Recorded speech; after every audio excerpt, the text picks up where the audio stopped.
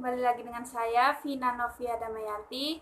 Kali ini mata kuliahnya audit manajemen. Nah, saya di sini akan mempresentasikan tentang audit produksi dan operasi. Apa saja yang akan kita bahas? Pertama, kita akan membahas pengertian audit produksi dan operasi. Teman-teman sudah tahu atau belum audit produksi dan operasi itu apa? Nah, jadi audit produksi dan operasi itu melakukan penilaian secara komprehensif terhadap keseluruhan fungsi produksi dan operasi untuk menentukan apakah fungsi ini telah berjalan dengan memuaskan atau ekonomis, efektif, dan efisien. Nah, audit ini dilakukan tidak hanya terbatas pada unit produksi, tetapi juga berlaku untuk keseluruhan proses produksi dan operasi. Pengendalian produksi dan operasi. Pengendalian produksi dan operasi menyangkut pengamatan atas hubungan antara proses yang berjalan standar atau kriteria operasi yang telah ditetapkan. Jadi pengamatan ini bertujuan untuk memandu proses agar tidak keluar dari standar operasi pencapaian tujuan perusahaan, agar keseimbangan antara sumber-sumber daya yang tersedia dengan permintaan total dapat dipertahankan. Tujuan pengendalian produksi dan operasi. Yang pertama, tujuannya itu memaksimalkan tingkat pelayanan. Pengendalian harus menjamin bahwa pelayanan telah diberikan secara tepat. Nah, yang kedua, meminimalkan investasi pada persediaan. Jadi pengendalian itu harus mampu memandu seluruh aktivitas atau utama dan pendukung manufaktur ke dalam suatu proses yang terintegrasi sehingga proses berjalan sesuai dengan rencana dan jadwal yang telah ditetapkan. Nah, yang ketiga, efisiensi produksi dan operasi. Jadi, untuk memperoleh harga yang kompetitif, pengendalian harus meminimalkan biaya-biaya yang terjadi dalam produksi dan operasi. Pengendalian produksi dan operasi meliputi pengendalian terhadap keseluruhan komponen dan tahapan dalam proses produksi, mulai dari penanganan bahan baku sampai dengan penanganan penyerahan produk jadi ke gudang. Nah, secara terperinci, pengendalian tersebut meliputi hal-hal berikut. Yang pertama, pengendalian bahan baku. Kedua, pengendalian peralatan dan fasilitas produksi. Yang ketiga, pengendalian transformasi. Nah, yang keempat, pengendalian kualitas. Dan yang terakhir, yang kelima, pengendalian barang jadi. Oke, jadi yang pertama saya akan membahas tentang pengendalian bahan baku. Nah, pengendalian bahan baku itu apa sih? Tujuannya atau pengertian atau tujuannya itu untuk apa? Jadi yang harus kalian ketahui bahwa pengendalian bahan baku itu bertujuan untuk memastikan bahwa bahan baku yang diolah dalam proses produksi telah sesuai dengan kebutuhan standar kualitas produk yang dihasilkan perusahaan. Nah, aktivitas yang berhubungan dengan bahan baku tersebut diantaranya yang pertama ada pembelian bahan baku, menyangkut pemilihan pemasok dan pemesan. Nah, jadi menyangkut mengenai pemilihan pemasok dan pemesan bahan baku tersebut kepada pemasok lain. Nah, yang kedua, penerimaan bahan baku. Di sini penerimaan bahan baku itu harus sesuai dengan kebutuhan proses produksi. Nah, yang ketiga, penanganan bahan baku, di mana penanganan bahan baku itu merupakan aktivitas yang sangat penting untuk memastikan bahwa bahan yang diterima dari pemasok itu telah sesuai dengan kebutuhan standar produk yang telah ditetapkan oleh perusahaan. Yang selanjutnya, saya akan menjelaskan mengenai inspeksi penanganan bahan dan aktivitas penanganan bahan. Yang pertama, inspeksi penanganan bahan itu harus melalui audit fisik barang yang diterima. Jadi, untuk menentukan kesesuaian bahan dengan spesifikasi yang telah ditentukan. Nah, yang kedua, aktivitas penanganan bahan itu merupakan salah satu bentuk pencegahan terjadinya kegagalan produk memenuhi spesifikasinya. Nah, aktivitas ini akan semakin berkurang dengan telah terjadinya kemitraan dengan pemasok, di mana komitmen pemasok untuk menghasilkan produk berkualitas sesuai dengan spesifikasi pelanggan. Nah, ini dituangkan dalam bentuk kontrak panjang. Selanjutnya, program audit pengendalian bahan baku. Oke, saya akan menjelaskan tentang program kerja audit. Yang pertama, pengendalian bahan baku ya. Teman-teman bisa menyimak bukunya IBK Bayangkara pada halaman 245 ya. Oke, jadi biar lebih besar saya akan menjelaskan menggunakan papan ya. Jadi teman-teman, bentuk tabelnya seperti ini, di mana di sini terdapat nama perusahaan, nanti kita isi dengan nama perusahaan apa. Yang kedua, program yang diaudit, kita isi dengan semisal pengendalian bahan baku. Ini ada periode auditnya dan ada nomor KKA-nya. Oke. Nah, yang kedua di sini ada nomor kuesioner dan langkah kerjanya. Di sini nanti kita tulis ya. Semisal yang pertama, ini 1 kuesioner. Kuesionernya semisal mengenai pengendalian, pembelian, dan spesifikasi bahan baku. Ini ya, kita tulis di sini. Nah, untuk yang kedua, untuk langkah kerjanya, semisal saya ambil satu contoh langkah kerjanya, ditulis di sini nomornya. Jadi dibedakan ya antara nomor kuesioner dan langkah kerjanya. Ini langkah kerjanya, semisal saya ambil contoh mengenai apakah setiap pemasok telah diverifikasi sesuai dengan standar pengendalian produksi dan operasi perusahaan. Nah, jadi nanti di sini ditulis langkah kerjanya apa dan jawabannya jika iya, periksa kebijakan verifikasi pemasok yang dimiliki perusahaan dan pelaksanaannya. Nah, jika tidak, telusuri apa dasar yang digunakan perusahaan dalam memilih pemasok. Nah, ini komentarnya nih. Setelah kita mengetahui jawaban dia atau tidaknya. Setelah itu, di bagian ini, bawahnya, ada diaudit oleh. Ini auditornya siapa? Jawabannya ya tidak. Catatannya apa untuk kertas kerja ini dan direview oleh. Ini ada tanggalnya juga ya. Nanti kalian masukkan tanggalnya juga. Oke, untuk kuesioner yang kedua ini tadi setelah kita menulis kuesioner yang pertama dan langkah kerja yang pertama, kuesioner yang kedua kita taruh di sini ya, di bawahnya. Misal saya ambil contoh kuesioner yang kedua itu pengendalian persediaan dan langkah kerjanya itu apakah prosedur pengendalian persediaan itu tertulis. Nah, jika jawabannya iya, kalian harus menelusuri dan memeriksa ketaatan penerapan prosedur tersebut. Nah, kalau jawabannya tidak, kalian juga harus menelusuri prosedur yang digunakan dalam pengendalian persediaan.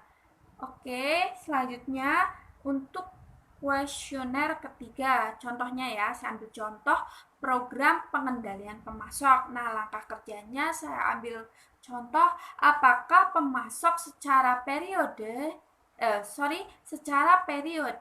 diinspeksi sesuai dengan prosedur tertulis yang dimiliki perusahaan. Nah, jika jawabannya iya, maka teman-teman harus memeriksa kriteria, prosedur, dan hasil inspeksi yang telah dilakukan terhadap pemasok. Nah, jika jawabannya tidak, kalian juga harus menelusuri bagaimana perusahaan dalam menilai pemasok yang akan dipilih. Saya akan menjelaskan mengenai pengendalian peralatan dan fasilitas produksi.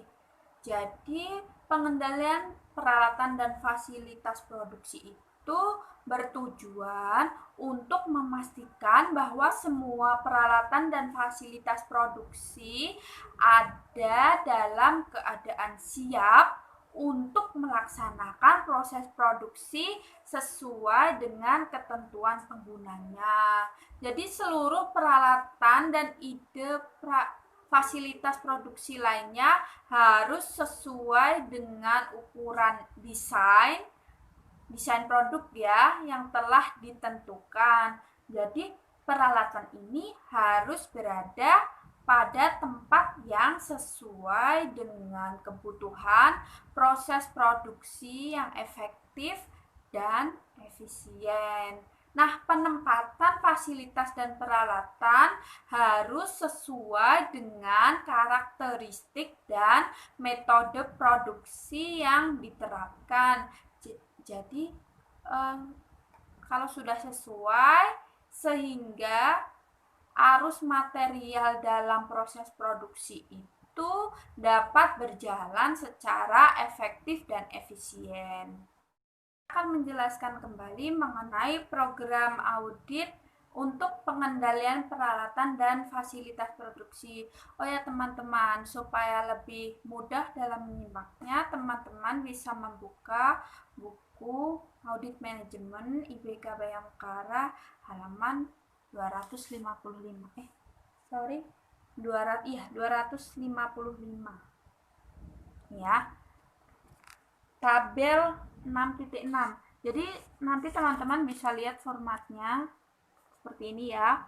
Nah, untuk mempermudah teman-teman dalam melihat formatnya, saya akan menggunakan papan kembali.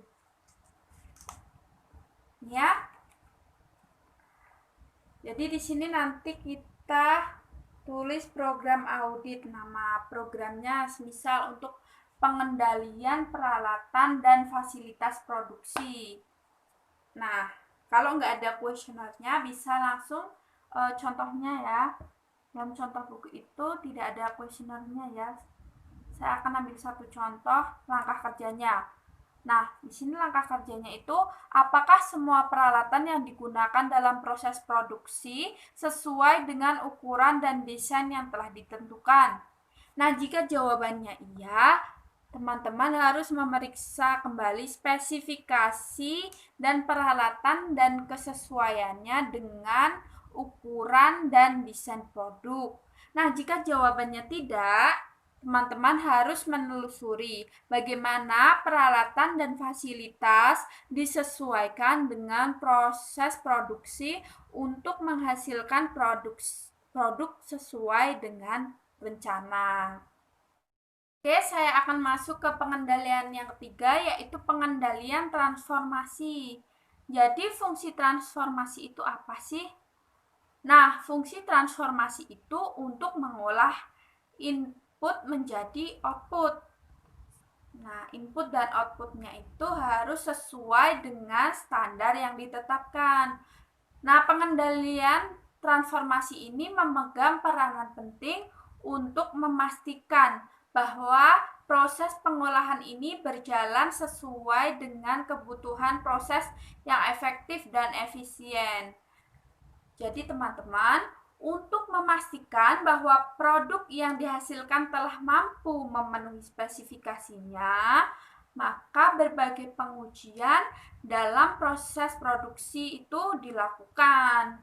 Nah, perusahaan harus memiliki prosedur tertulis memonitor apakah telah berjalan sesuai dengan ketentuan sehingga mampu menghasilkan output sesuai dengan yang direncanakan. Begitu teman-teman.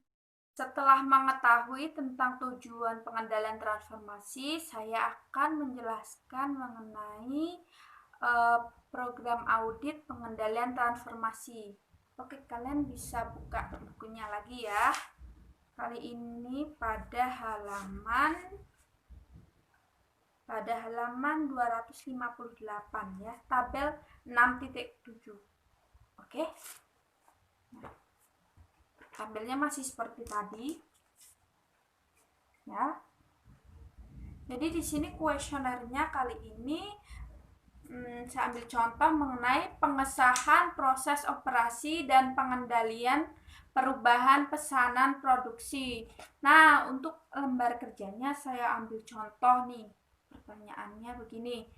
Adakah prosedur produksi yang telah disahkan? Nah, teman-teman, kalau jawabannya iya, maka teman-teman harus memeriksa kecukupan prosedur tersebut dan ketaatan penerapannya dalam melaksanakan proses produksi. Nah, proses produksi itu sesuai dengan jadwal yang telah ditetapkan atau tidak ya. Nah, jika tidak, maka teman-teman harus menelusuri prosedur dan pedoman yang digunakan dalam mengatur proses produksi perusahaan. Untuk kuesioner yang kedua, kuesioner kedua ditulis di sini. Saya ambil contoh inspeksi sampel dan pengendalian laboratorium. Nah, untuk lembar kerjanya saya ambil contoh pertanyaan, apakah perusahaan memiliki prosedur tertulis yang memandu pengujian barang dalam proses? Nah, jika jawabannya iya, maka periksalah kecukupan prosedur tersebut dan konsistensi penerapannya dalam menghasilkan produk sesuai standar yang telah ditetapkan. Nah, teman-teman, jika tidak, maka telusuri pelaksanaan pengujian barang dalam proses yang selama ini dilakukan oleh perusahaan. Nah, kuesioner yang ketiga, sini ya. Nah, langkah kerjanya saya ambil contoh, apakah pengendalian kualitas mereview dengan menyetujui permintaan untuk melakukan pemrosesan ulang.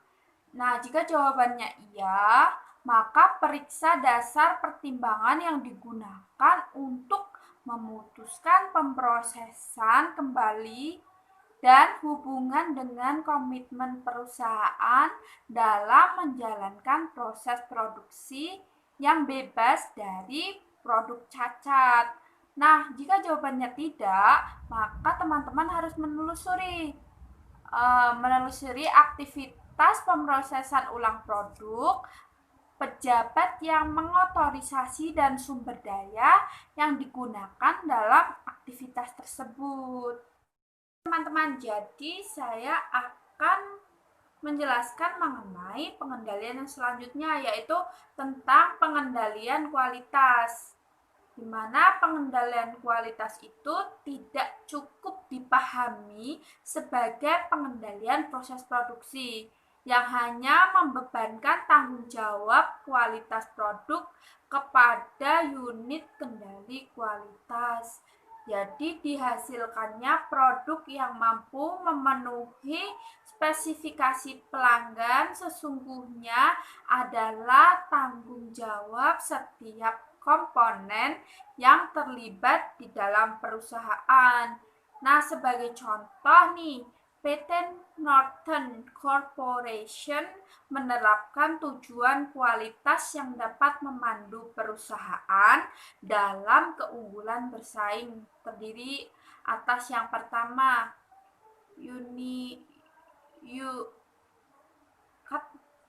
Universal Client Certification. Yang kedua, Continuous Improvement of all process. Yang ketiga, Inspired Leadership. Yang keempat, Active Involvement all people. Jadi, apa yang dilakukan di Northern Company ini dapat dipakai dipakai sebagai tolok ukur dalam merencanakan program pelatihan dan pengembangan yang tepat untuk karyawan, sehingga mampu memberikan kinerja terbaiknya bagi perusahaan. Nah, sistem biaya kualitas dapat memberikan informasi kepada perusahaan tentang berbagai aktivitas yang terlibat dalam menghasilkan produk sesuai dengan standar kualitas yang telah ditetapkan oleh perusahaan. Saya akan menjelaskan pengelompokan aktivitas di dalam pengendalian kualitas. Meliputi yang pertama, aktivitas pencegahan merupakan berbagai aktivitas yang dilakukan yang bertujuan untuk menghindari kualitas buruk yang dihasilkan. Jadi peningkatan aktivitas ini diharapkan dapat menurunkan terjadinya kegagalan produk. Nah, yang kedua, aktivitas penilaian, di mana aktivitas penilaian itu merupakan aktivitas yang dilakukan untuk menentukan apakah produk telah sesuai dengan persyaratan pelanggan. Nah, yang ketiga, mengenai aktivitas kegagalan internal, di mana aktivitas kegagalan itu merupakan aktivitas yang dilakukan sebagai akibat dari terjadinya kegagalan produk dalam memenuhi spesifikasinya, di mana hal ini telah terdeteksi sebelum produk spesifikasinya diserahkan kepada pemesan. Nah, yang keempat, mengenai aktivitas kegagalan eksternal, di mana aktivitas kegagalan eksternal itu merupakan aktivitas yang dilakukan sebagai akibat dari terjadinya kegagalan produk dalam memenuhi spesifikasinya, di mana hal ini baru terdeteksi setelah produk diserahkan kepada pemesan. Setelah mengetahui apa itu pengendalian kualitas dan aktivitasnya, saya akan menjelaskan program audit pengendalian kualitas. Disimak kembali ya. Di sini terdapat pada halaman 265. Tabel 6.9 ya, teman-teman. Pakai ini lagi ya. Nah, oke. Jadi, saya ambil contoh untuk kuesioner yang pertama. Ya. Tentang kebijakan kualitas. Nah, langkah kerja yang akan saya ambil itu pertanyaannya, apakah perusahaan memiliki kebijakan kualitas secara tertulis? Nah, ya, jika jawabannya iya, nih ya, maka periksalah kecukupan kebijakan tersebut dalam menghasilkan produk yang sesuai dengan spesifikasi pelanggan. Nah, jika jawabannya tidak, maka teman-teman menelusuri dasar kebijakan yang telah digunakan dalam menghasilkan produk sesuai dengan standar yang telah ditetapkan.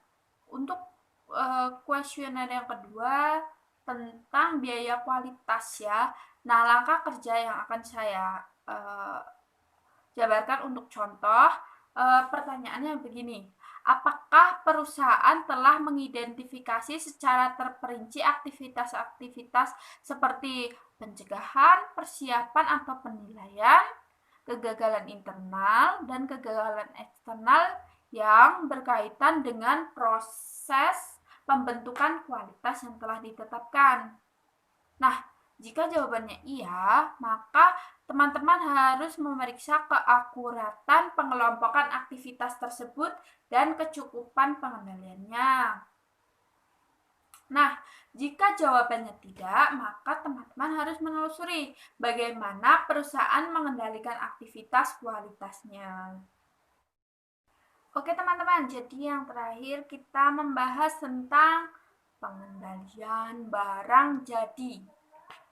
Nah, jadi pengendalian barang jadi itu itu merupakan pengendalian yang dilakukan terhadap pengelolaan barang setelah selesai produksi. Jadi tahapannya itu yang pertama ada verifikasi penanganan dan penyimpanan. Nah, verifikasi penanganan dan penyimpanan ini ditujukan untuk memastikan bahwa barang jadi yang diterima dari proses produksi telah ditangani dengan baik, termasuk penyimpanannya. Nah, yang kedua, ada inspeksi, pengujian, dan distribusi, di mana inspeksi, pengujian, dan distribusi itu menyangkut penanganan produk untuk memastikan bahwa produk yang diserahkan kepada pelanggan adalah sesuai dengan spesifikasinya. Oke, jadi kita masuk ke program auditnya ya. Program audit untuk pengendalian barang jadi. Nah, teman-teman bisa simak lagi nih. Kali ini pada halaman 269 ya. Nih. Tabel berapa ini? 6.10 ya. Oke. Jadi di situ saya Jadi kuesioner yang akan saya jelaskan kali ini yaitu mengenai verifikasi, penanganan, dan penyimpanan. Dan langkah kerja yang akan saya gunakan untuk contohnya itu pertanyaan, apakah prosedur tertulis yang menunjukkan bagaimana dan siapa yang memeriksa kemasan dan kontainer yang digunakan produk jadi selama proses akhir atau penyelesaian produk? Nah, jika jawabannya iya, maka periksalah kecukupan prosedur tersebut dan ketaatan penerapannya. Nah, jika jawabannya tidak, teman-teman harus menelusuri bagaimana praktik. Oke, jadi kalau jawabannya tidak ya, teman-teman harus menelusuri bagaimana praktik ini berjalan. Nah, untuk kuesioner yang kedua mengenai inspeksi, pengujian, dan distribusi. Langkah kerjanya saya akan ambil contoh pertanyaan, apakah ada prosedur sampling, pengujian secara tertulis, dan kriteria dapat diterima untuk setiap produk dalam memastikan kesesuaian produk jadi dengan spesifikasinya. Nah, jika jawabannya iya, maka teman-teman harus memeriksa. Nah, yang harus diperiksa apa? Nah, jadi yang harus diperiksa itu keakuratan metode sampel tersebut. Nah, dalam hal ini memastikan produk jadi telah sesuai dengan spesifikasinya. Lalu, jika jawabannya tidak, maka teman-teman harus menelusuri bagaimana pengujian produk yang telah dilakukan perusahaan. Begitu teman-teman. Gimana? Sudah paham kan? Nah, itu dia tadi teman-teman pembahasan kita mengenai pengendalian produksi dan operasi. Mari kita review pembahasan kita tadi. Nah, kita tadi membahas mengenai pengendalian produksi dan operasi. Meliputi apa saja? Nah, yang pertama, apa yo? Masih ingat kan? Ya, yang pertama mengenai pengendalian bahan baku. Yang kedua mengenai pengendalian peralatan dan fasilitas produksi. Yang ketiga pengendalian transformasi. Dan yang keempat pengendalian kualitas. Nah, yang terakhir yang kelima mengenai pengendalian barang jadi. Nah, semoga teman-teman paham ya dengan penjelasan saya tadi. Saya rasa cukup sekian presentasi saya kali ini. Saya ucapkan terima kasih kepada teman-teman yang sudah menonton video saya. Semoga video saya bermanfaat. Dan saya mohon maaf apabila ada kesalahan kata yang saya ucapkan. baik disengaja maupun tidak ya. Baik, saya akhiri saja. Terima kasih sebelumnya. Wassalamualaikum warahmatullahi wabarakatuh.